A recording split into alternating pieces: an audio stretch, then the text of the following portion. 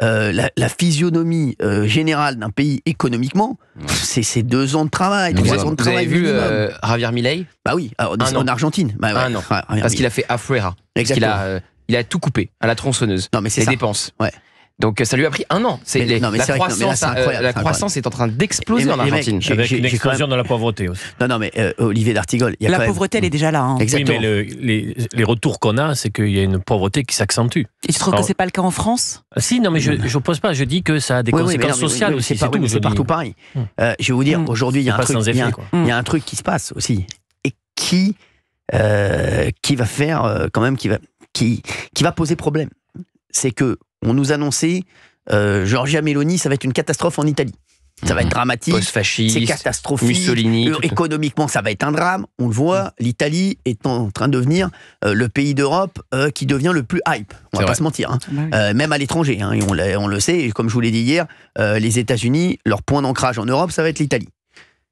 On voit en Argentine, pareil. On nous avait dit, attention, ça va être catastrophique. Ce qui va se passer en Argentine, ça va être dramatique, ça va être un raz-de-marée. Vous allez voir, l'Argentine, c'est terminé. Ouais. On voit ce qui se passe en Argentine. Aujourd'hui, il y a énormément de gens, qui est fou, qui prennent l'Argentine en exemple. Alors qu'on nous disait, il y a 2 ans, vous allez voir ce qui va se passer en Argentine. Ça fait 2 exemples qui font qu'aujourd'hui, ça va poser problème à énormément de monde, Gauthier Lebray. Et maintenant, c'est Trump, c'est autour de Trump. Trump et Musk. Voilà. Donc on va voir. Alors, les gens qui critiquent Trump en France expliquent plutôt qu'il va nous mettre des taux douaniers tellement élevés que c'est nous qui allons trinquer plutôt que l'Amérique. Mais on avait dit aussi que lors de son premier mandat, que ça allait être une catastrophe aux États-Unis. Mais c'est vrai que c'est souvent la petite musique. Il y en a un pour lequel ça a été vrai. C'est Jair Bolsonaro. Jair Bolsonaro, il a été chassé du Brésil. C'est une catastrophe. Mais lui, ça a été une catastrophe, notamment au moment du, au moment du Covid. Mais force est de constater, Giorgia Meloni, c'est toujours pareil. On a l'impression que les 7 plaies d'Égypte vont s'abattre à chaque fois. C'est pas le cas. Giorgia Meloni, ça se passe plutôt bien. Il y avait un point d'interrogation sur sa maîtrise de l'immigration. Elle avait été critiquée à un moment donné en disant elle a été dépassée puis elle a repris le contrôle. Économiquement, c'est un pays qui se porte mieux qu'avant. Bien sûr. Et l'Argentine, 1 année pour transformer toute l'économie d'un pays qui est en train de s'écrouler, une dette qui explosait, un déficit. Et là, il a totalement inversé la tendance. Totalement. C'est fou. Donc en fait, le ministre de l'économie, s'il arrive, il peut faire une chose, parce qu'effectivement, il a peu de temps, il a 2 ans, et c'est vraiment pas un ministère dans lequel on va pour être populaire. Donc je suis pas sûr que ça plaise à Laurent Wauquiez sur le papier, mais c'est baisser les dépenses. Bah bien sûr. Baisser les dépenses. Baisser considérablement les prestations sociales. Il a une chance, Laurent Wauquiez, s'il y va. C'est comme vous l'avez dit tout à l'heure, on a peu de temps pour agir, on a peu de temps pour aussi faire des conneries. Non mais c'est vrai. Donc il peut faire illusion pendant 1 an et demi, 2 ans, 1 an et demi, enfin je sais même pas. C'est vrai que Bruno Le Maire, c'est la 7e année qui lui a été fatale. Exactement. Mais je vais vous dire, c'est comme avec votre meuf. Au début vous faites illusion. C'est vrai, oui.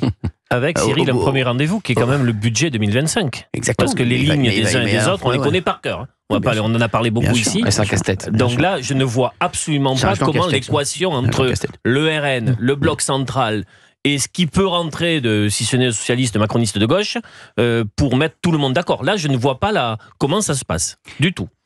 Et vous pensez que Laurent Wauquiez, tout de suite, s'il arrive à l'économie, il pourrait faire des choses tout de suite pour les classes moyennes, les TPE, les PME, tout ça? C'est ce qu'il va essayer de faire. Libérer un peu du pouvoir d'achat. Pour l'instant, c'est l'escure qui tient la... La meilleure chose à faire pour les TPE, pour les classes moyennes, baisser les impôts. Baisser les impôts.